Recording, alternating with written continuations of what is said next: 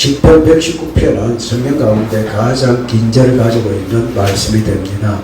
그래서 119편 1절에서 176절까지 충분하게 읽어보신 분들이 그렇게 없다 하더라고요.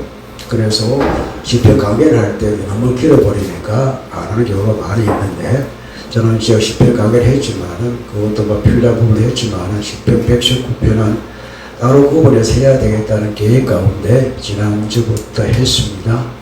그 지난주에는 또 친구 목사가 왔기에 이제 말씀이 하나 미뤄졌습니다. 그래서 주수감사에 대한 말씀을 준비를 하려고 했는데, 우리가 주수감사 그 말씀을 통한 하나님의 향한 우리의 감사를 올리는 것이기 때문에 예정대로 시편 119편을 계속 강의하는 것이 맞겠다 싶어서 17절부터 32절까지 말씀을 통해서 하나님을 향한 감사의 마음을 다시 여러분의 마음판에 한번 새겨보시기를 바랍니다. 시편 176편 6절까지에 여러분 다 읽어보시면은 이 시편 기자가 얼마나 주의 말씀을 사모했는가라는 것을 알 수가 있습니다. 여러분 하나님의 말씀에 관해서 176가지의 고백을 할 수가 있으시겠습니까? 10개 하다가 멈추실 겁니다. 그만큼 하나님의 말씀은 신모막적하기 때문에 이것을 깨달은 사람만큼은 어떤 삶의 여건 가운데에서도 범사에 감사의 제목을 찾을 수 있는 능력이 생기는 것입니다.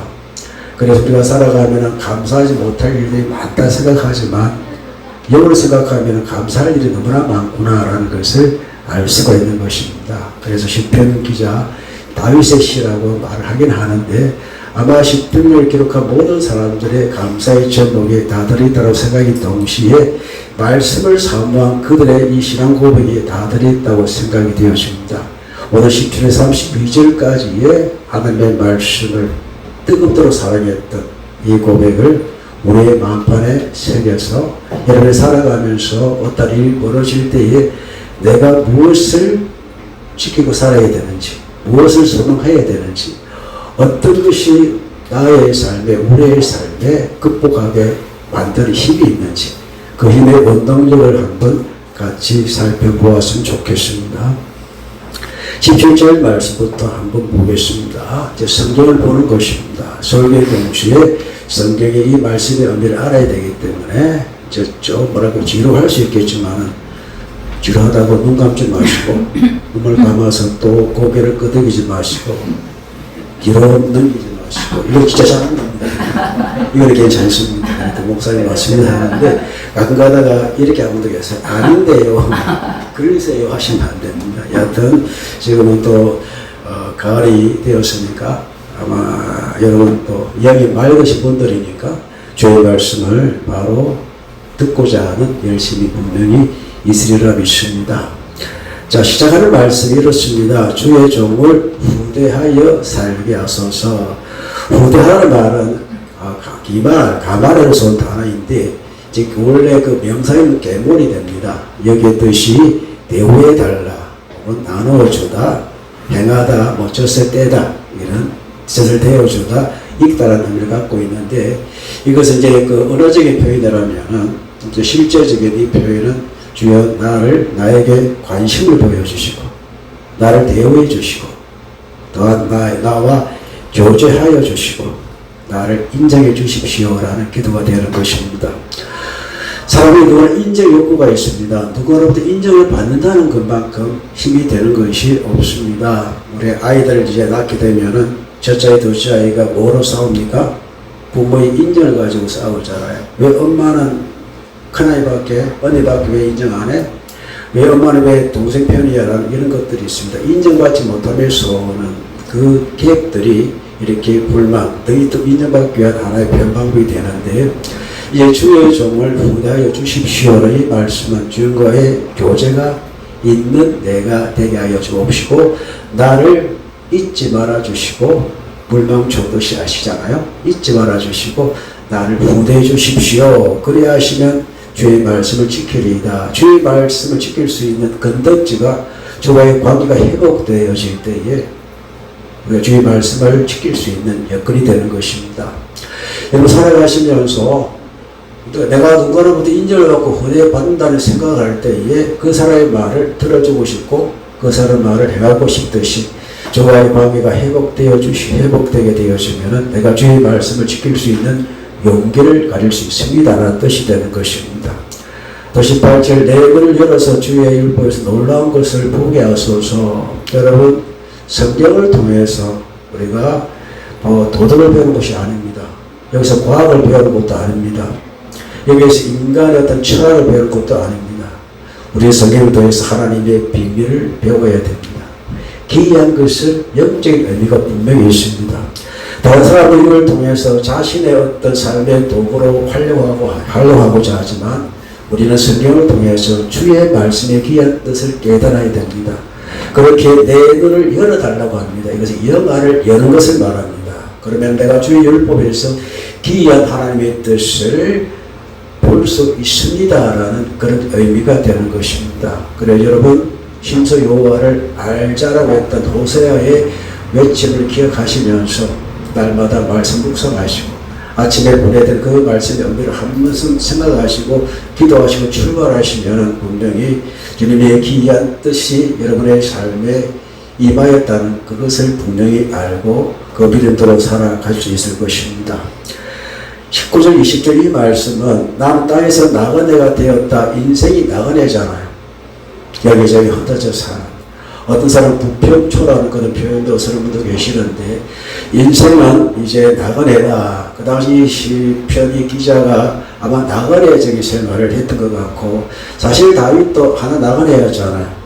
사울의 칼을 내가 여기 지금 배다니는 나그네 삶인데 그때에 주의 계명을 내게 숨기지 마소서. 사람이 힘들 때는 살기 바쁠 때의 말씀이 따라갑니다.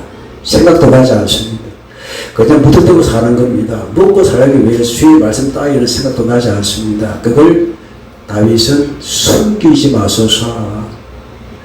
날 후다해 줘서 연결해서 보면은 우리가 이제 살아갈 때 힘들 보면은 주의 말씀을 감출 것이 보이는 느낌이 들 때가 있습니다. 그래서 하나님 주의 말씀을 숨기지 마소서. 원래 말씀을 주시는 분 하나님이시기 때문에 하나님 나를 멀리하지 마시고 나를 지켜주시고 나에게 끝까지 나의 길을 열어서 말씀을 들려주십시오 라는 뜻이고 그래서 주의 규례들을 항상 사모함이 내 마음이 상하다. 이 상하다라는 말은 조금만 심정 말합니다. 조금만 주의 말씀을 받지 못한 그 심령이 조금만 마음과 같다라는 말씀이 되는 것입니다. 정말 내가 주의 말씀이 없으니까 힘들어 죽겠습니다. 하나님 나에게 말씀해 주십시오. 돈이 문제가 아니라 물질의 문제가 아니라 사람과의 관계의 문제가 아니라 가장 큰 우리의 마음의 조그만 심정은 주님을 만나지 못하면서는 하나님의 말씀이 나에게 찾아오지 못하면서는 그의 말씀을 깨닫지 못하면서는 갈급함이 있어야 되는 것입니다. 사실 마치 시냇물을 찾아 갈급한 마음. 그 다윗은 이 시편 기자는 주의 말씀이 나그네 같은 자기에게 떠나가 버리고 마치 주의 말씀에 숨긴 듯한 느낌들이 오히려 자기의 마음을 산산조각내는 파편화되어지는 자기의 심령을 주님 앞에 고백하고 있습니다. 교만하여 저주를 받으며 거의 다 해석에서 나옵니다. 교만하여 저주를 받으며 주의 계명들에게 떠나는 자들을 주께서 꾸짖으셨습니다 라는 말씀인데 이 말씀을 이제 의역을 해보면 직접적인 직을 해보면은 이렇습니다. 의도적으로 계명을 대하여 떠나는 자는 교만한 사람이고 또 하나님의 말씀을 믿는 자를 조롱하는 사람들은 하나님께서 반드시 꾸짖으신다. 이제 우리가 그렇습니다. 이제 그 믿는 사람들이라 하지만은 주님을 의도적으로 떠나고자 하는 것도 있잖아요. 힘드니까 어려우니까 하나님 진정 살아계십니까? 하박국이 그 문제 가지고 고민하고 있을 때에 그가 하나님의 음성을 깨달은 후에는 의인은 믿음으로 말미암아 살기를 깨달았듯이 그래서 이 교만에 저주하며 믿는 사람들을 희롱하며 하나님의 말씀에 대해 조롱한 이들에 대해서 주님께서 반드시 꾸짖으신다라는 말씀이기 때문에 내가 이 자리에 들어있지 않게 하소서라는 다윗의 간절한 외침이 되는 것입니다. 내가 주의 교훈을 지켰으니 비방과 멸시를 내게서 떠나게 하소서. 그 가운데 나는 조롱을 받아도 제가 여러 가지 힘든 상황을 마저 해도 주의 교만에 떠나는 사람이 되게 하시고 그기 위해서 나는 주의 교를 지켰으니까 비방과 멸시를 내게서 떠나게 하소서라고. 그리고 그 비방에서 떠날 수 있는 유일한 방법이 하나님의 말씀으로 서는 것입니다. 이번에 저희 집 집사람 우리 장모님이 이제 소천하신 지난 주일 아침에 소천하셨는데 그게 이제 장례식에 우리 사돈 어른이 오셨거든요. 그분이 저를 보면 너무나 좋아합니다. 좋아하는 이유가 목사님 때문에 내가 예수 믿게 되어졌어요. 그분이 이제 따님이 이제 사망했는데 그 장례를 치러야 되잖아요. 근데 딸을 이제 보낸 이 엄마의 얼마나 힘들었겠어요. 그때 이제 여하튼 장례를 하고 싶은데 예수를 안 받으니까 기독교 장례가 될 수가 없으니 뭔가 전쟁을 하고 있을 때 또 숨기고 싶은 아픔입니다. 그래서 이제 같은 우리 어디 보면 가족이니까 죄가 연결되어져 가지고 이제 저는 이제 죽으신 그 분은 안타깝지만은 이분에 대해서 이분이 하나님 만나게 해드려야 되겠다는 그런 열정으로 집사람과 기도하면서 이제 시작했습니다. 장례를 치르고 또 1년 만에 제가 가고 또 매일 말씀을 보내드리고 그 말씀을 지난번에 갔더니 만에 벽이 막 붙이 났더라. 직접 서가지고 우리 그분이 이제 평생 70년 동안 신절 모시는 분이었어요. 그 신절 대신에 말씀을 붙여놓고 이겨내시더라고. 목사님 만나고 나오는데 나는 귀신이 안 보입니다. 그 꿈이 안 나타난다 하더라고. 그리고 그걸 통해서 저를 보면 늘 감사하고 지난번에 또 만났을 때에 손을 꼭 만져주세요. 또 이제 또 그 장지에 갔을 때로 저를 만나고 또 손을 꽉 잡아주세요. 이걸 볼 때에 그렇구나. 우리 믿는 사람들이 어떻게 살아야 되느냐. 주의 경험들을 지켜 이 삶을 살면은 모든 비방에서 떠날 수 있는 오히려 찬사를 받는 오히려 감사가 되는 이와 같은 삶이 되는구나라는 사실을 다시 한번 느끼게 되어졌습니다. 이게 우리의 삶, 우리의 기쁨, 우리의 삶의 목적이 되어야 할 줄로 믿습니다. 그래서 모든 비방에 굴러가게 만드는 스스로 굴러가게 만드는 삶은 우리가 주의 교훈을 지킬 때 가능한 일들이 되는 것이고 자 고관들도 앉아서 나를 비방하였사오나 여러분 고관들이 비판을 많이 하잖아요. 저기 있어야 사는 사람들이 그래서 가장 비난을 많이 하는 비판을 많이 하는 집단들이 이제 고관들의 집단입니다. 말들을 보면 비난하지 않고서는 못 사는 사람처럼 그렇게 사는 것들인데 하지만 꿈을 이야기할 그 꿈을 대해서 정당한 성장을 위해서 다른 적을 만들어야 되는 이런 일들이 있습니다. 그래서 다윗도 그 당시 하나 이제 장군이니까 비방의 대상이 되어지고 여하튼 정정 몰아내야 되니까 항상 비방을 했던 이런 사람들을 만나는 가운데 그 비방에 지지 않고 이 다윗이 선택한 것은 무엇이었나요? 주의 종은 주의 율례들을 작은 소리로 엎드렸다. 이게 지나면 어떤 뜻이었죠? 묵상했다, 담았다. 비방의 말 대신 주의 말씀 계속 엎드렸다는 것이 작은 소리로 이 고백했다는 것이고 간증했다는 것입니다. 같은 말을 통해서 우리가 비방해버려 내 마음이 사막화되어집니다. 황폐화되어집니다. 결국 누구 손해입니까? 그것 때문에 내 심령이 손해봤잖아요. 주님의 관계가 멀어지잖아요. 그때 내가 오히려 주의 말씀을 계속 엎조리고 묵상하는 작은 소리로 이렇게 나는 했습니다라고 고백이고 그것들이 24절 함께 봅니다. 주의 증거들은 나의 즐거움이요 나의 추구자입니다. 여러분 누구의 조언을 받고 살기 원하십니까? 주의 말씀의 조언, 충고를 받고 사는 여러분이 되시를 축복합니다. 우리 새 신랑 새 신부 명심하십시오. 사월들이 분명히 있을 것입니다. 그때 다른 사람 친구들 말고 말씀을 다 바로 서시면 모든 것이 될 줄로 믿습니다. 자 감사한 게 우리 삶의 형제가 우리 교회 처음 나오셨죠? 다른 데 나오셨습니까? 그렇죠. 둘이 첫사랑을 하더라고요. 네. 또 결혼하고 아마 하율이 덕분에 우리 교회 처음 나오셨잖아요. 네.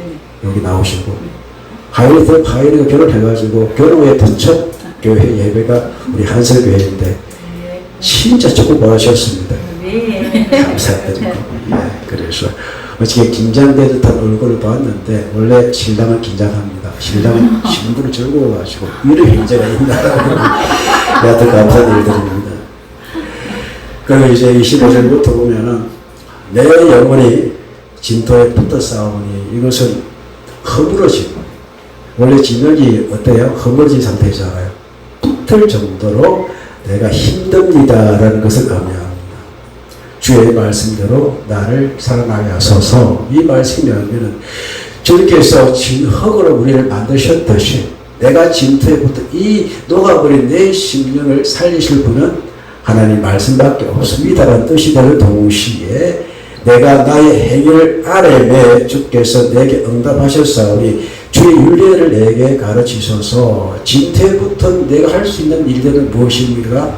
내가 나의 행위를 주님께 기도합니다. 아뢰입니다. 그래 주님께서 나에게 응답하셨고 그 응답하심의 말씀으로 나에게 나타나게 하옵소서. 이런 힘들 때 말씀이 생각나십니까? 그건 성공하신 분입니다.